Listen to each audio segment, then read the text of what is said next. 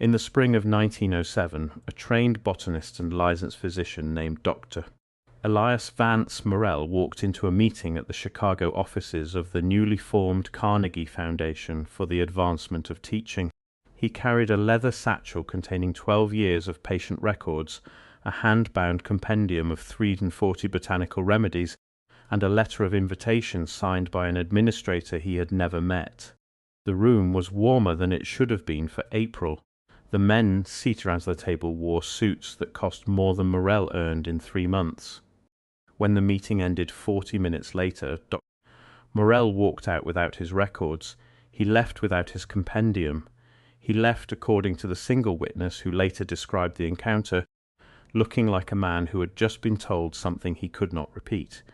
Within 18 months, the practiced Dr.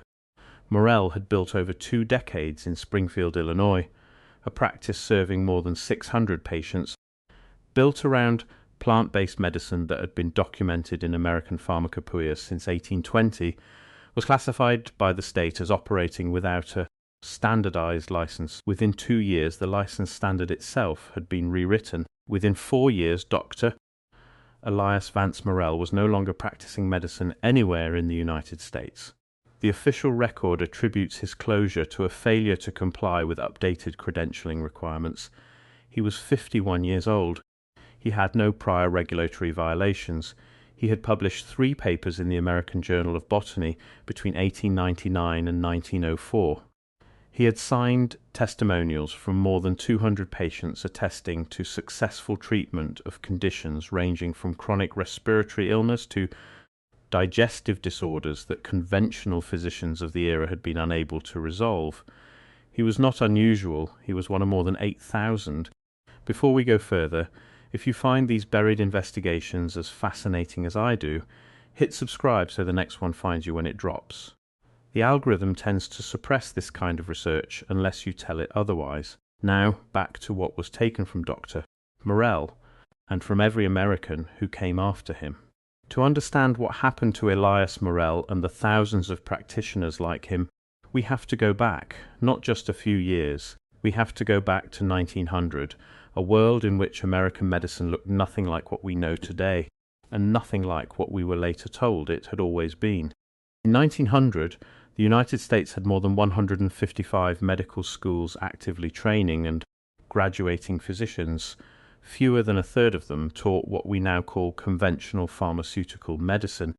The remaining 2/3 taught botanic medicine, homeopathy, eclectic medicine, and what practitioners called physiomedicalism. Complete systems of treatment built on plant compounds, mineral preparations, and patient-specific formulation refined over generations. These were not fringe schools operating out of barns. The Eclectic Medical College of Cincinnati had been training physicians since 1845, 6 years before the American Medical Association itself was formally organized. The National College of Eclectic Medicine had graduated more than 400 practitioners by 1895 alone, men and women who were serving patients across the Midwest in clinics, rural homesteads, and company towns where factory workers could not afford the fees of a hospital. Herb doctors, root doctors, and botanic practitioners were the primary healthcare providers for millions of rural Americans. In the Deep South, where Reconstruction-era poverty had never lifted, in Appalachia, where the nearest conventional physician might be 40 miles away on unpaved road, and in the immigrant communities of the industrial North, where a Polish or Italian laborer earning $11 a week could not pay a hospital bill, the botanical practitioners charged less. They often accepted barter. They had been there in those communities for 60 years before anyone with a Rockefeller connection ever thought to examine them. John D. Rockefeller understood in 1900 what most Americans did not. The future of medicine was not botanical, it was petrochemical. His refineries at Standard Oil were already producing coal tar derivatives, synthetic compounds that chemists were beginning to isolate, name, and study. These compounds could, with the right academic framework constructed around them, be patented at the molecular level, manufactured at industrial scale, and sold at margins no herb garden or wildcrafted root supply could ever match. An ounce of a patented synthetic compound and an ounce of dried valerian root could treat the same condition. But only one of them could make a fortune, because only one of them could be owned. The problem was structural. As long as the existing ecology of herbal and eclectic medicine held professional credibility in the United States, as long as a patient could walk to a botanic physician down the road and receive effective, affordable, documented treatment, the petrochemical pharmaceutical model had no oxygen to breathe. The competition had to be removed, not by force, by paperwork. What happened next was not a conspiracy in the darkened room sense. It was a report, a 346-page report, commissioned by a private foundation, written by a man with no medical degree, and executed with the precision of a corporate restructuring plan.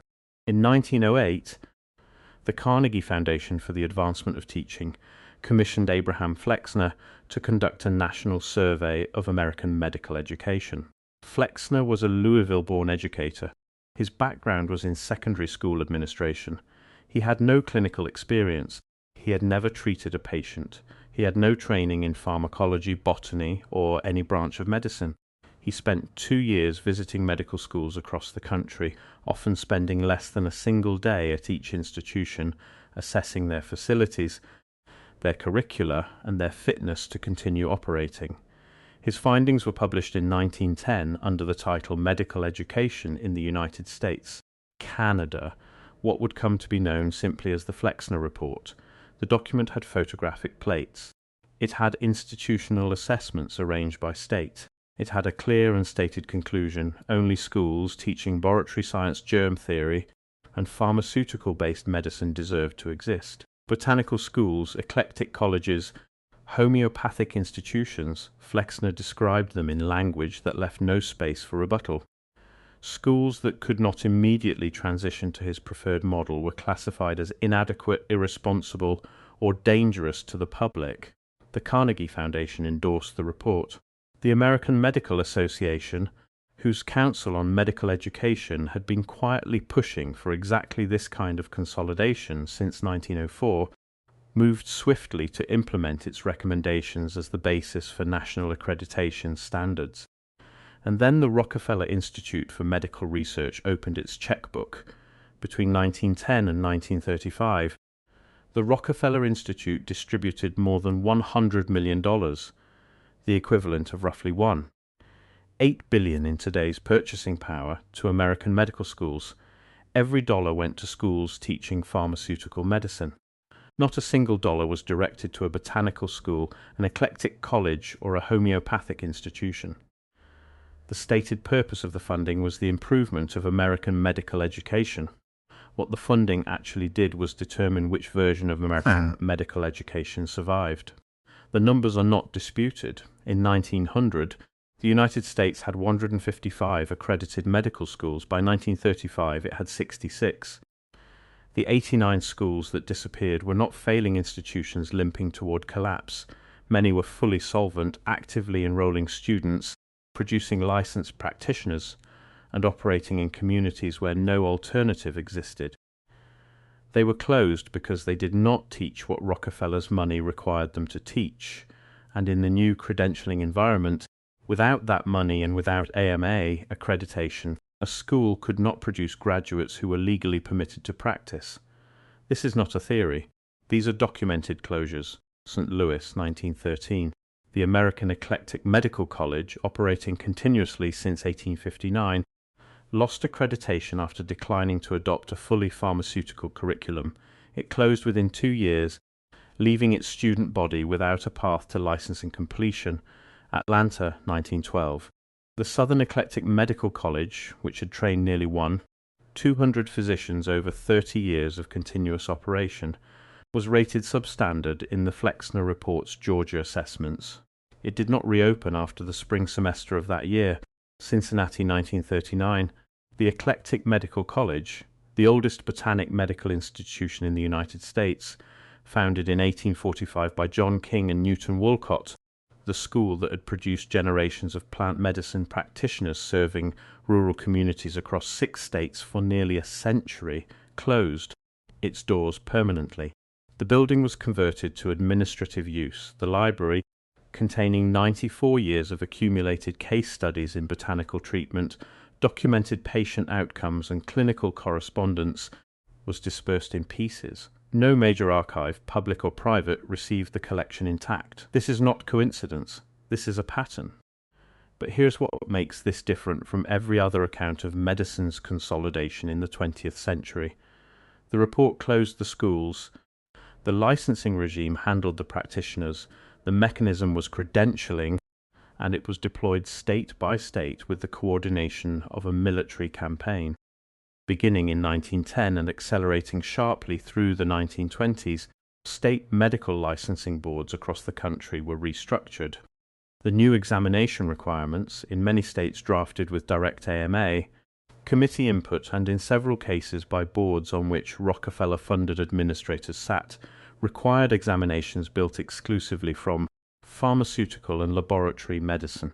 A physician who had practiced for 25 years using botanical compounds, who had kept meticulous records of patient outcomes, who had trained formally at an accredited eclectic college, could not pass these new examinations, not because the knowledge was wrong, not because the outcomes were poor, but because the examinations did not ask about any of it.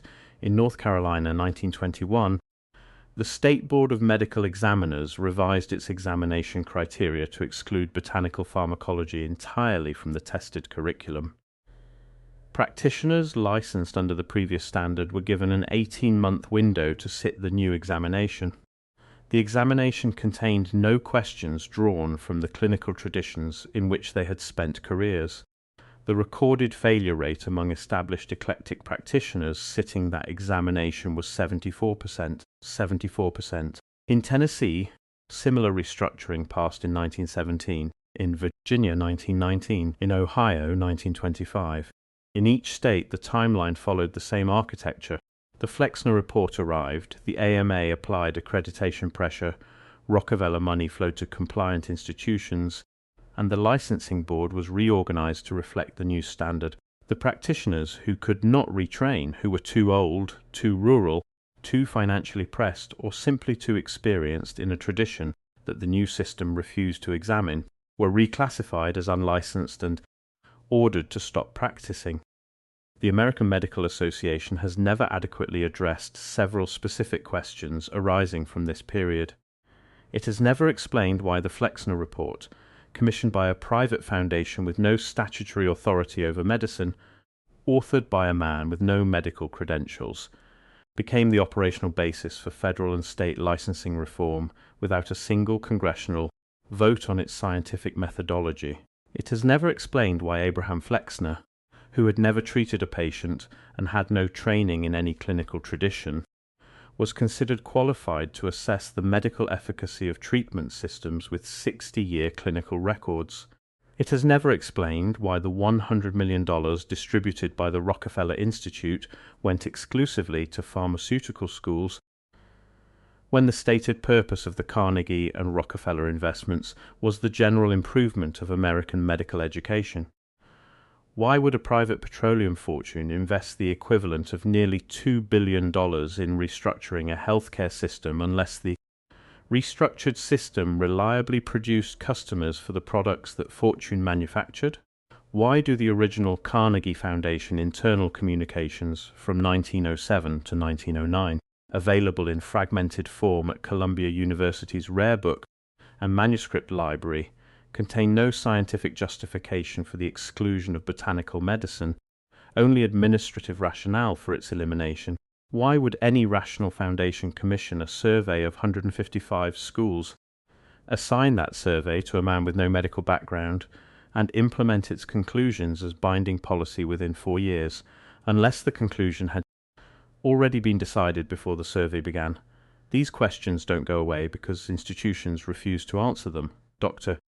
John Uri Lloyd was among the last men who tried to stop what was coming, and he tried in public, in writing, and for years. Lloyd was not a marginal figure. He had served as president of the American Pharmaceutical Association. He was the author of the most comprehensive pharmacopoeia of eclectic plant medicines in existence at that time, a work built on 40 years of clinical documentation from practitioners across the country. He operated Lloyd Brothers Pharmacists in Cincinnati, a firm that had been supplying botanical preparations to licensed American physicians since 1885, and whose product catalogue ran to several hundred plant-derived formulations, each with documented indications and clinical notes. He understood what the Flexner Report meant before the ink was dry. Between 1911 and 1916, Lloyd wrote a sustained series of letters, now preserved at the Lloyd Library and Museum in Cincinnati, documenting his attempts to present counter-evidence to the Carnegie Foundation and the AMA. He wrote to Flexner directly, twice. He assembled patient outcome records. He prepared a formal statement for the AMA's Council on Medical Education, requesting a hearing on the evidentiary basis for the exclusion of botanical pharmacology. The hearing was denied without a written explanation. His letters were acknowledged, filed, and never acted upon. His pharmacopoeia went out of print in 1917 as the institutional market for botanical medicine, the eclectic schools, the botanic practitioners, the hospital dispensatories that had stocked his preparations, ceased to exist in any organized form. John Uri Lloyd died in 1936. He had maintained his correspondence and continued writing until nearly the end. In one of his final recorded letters, he wrote that he was not mourning eclectic medicine as a professional system. He was mourning the patients who would spend the next century without access to treatments that had worked, treatments that had been documented to work because the people with the money had decided that undocumented treatments owned by no one were less valuable than patented compounds owned by a corporation. He had no way of knowing how long that century would last. The Lloyd Library still exists. It occupies a building on Plum Street in Cincinnati, Ohio, and it contains more than 200,000 volumes of botanical, pharmaceutical, and natural medicine history, one of the largest collections of its kind in the Western Hemisphere. If you visit today and ask the archivists what happened during the Flexner era, they will tell you it was a complex and contested period in the history of American medicine. What they cannot tell you is where the clinical outcome records from the 89 closed schools went. Those records, decades of documented patient cases, treatment protocols and practitioner correspondence, have no consolidated repository. The institutions that generated them are gone. The practitioners who kept them died without successors in their tradition. And what remained was the system we inherited, built not on the widest possible evidence base, but on the evidence base that a private petroleum fortune decided in 1910 was the only one worth funding. The official history tells us the Flexner Report modernized American medicine and protected the public from quackery. What the school closure records, the state licensing revision documents, and Lloyd's letters tell us is that it dismantled a 90-year clinical tradition, eliminated its practitioners through regulatory redesign, and concentrated the authority to define medicine in the hands of institutions that were financially dependent on the pharmaceutical industry from the moment they opened. That is not modernization, that is a market capture. And once you understand the mechanism, the report, the money, the licensing board, the examination, you will find it very difficult to look at the healthcare system we live in today and see anything other than its direct descendant. History doesn't disappear because it's buried. It disappears when no one looks for it. If this matters to you, subscribe and share this with someone who needs to hear it.